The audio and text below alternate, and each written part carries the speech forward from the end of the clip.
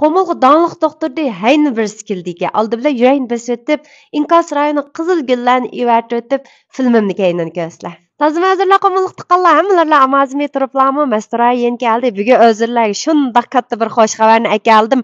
Meningki hozirgi o'rnimcha shach qizil chiroqdek tuvan tarafga qarab masla Jing'uzan uchraydi-ku.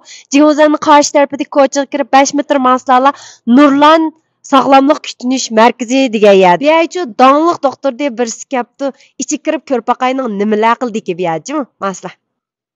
Shuna qilmay tuqqanlar Nurlan sog'lomlikni asli keltirish markaziga chiqib oldim. Ikkinchi qavatdagi ajimi. Buning ichi shunchalik pokisga, ozodlik bag'ishlaydi ekan. Bu yerda qaynoq sog'lomlikni asli keltirar deb o'ylaydiganlar, tuqqanlar. Mana qum bilan davolash qildiki, yana hordoq vaka. Hech qanday uskun ishlatmay qo'l bilan pallalarni echib uvlash qildiki. 110 graduslik lungiga o'rab, so'ngakning ichi kirib ketgan so'g'aqni chiqaraverdi ekan.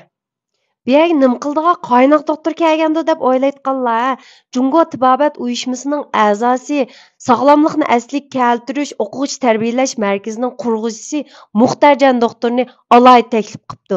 3-oyning 4, 5, 6 kunlari faqat 3 kunla qon tomir kasalliklari va so'ngak kasalliklarini maxsus ko'rdik. Oqsularga berib kasal ko'stima deb yurmisdami? Oqsudagi donliq doktorni Mishagil taklif qilibdi.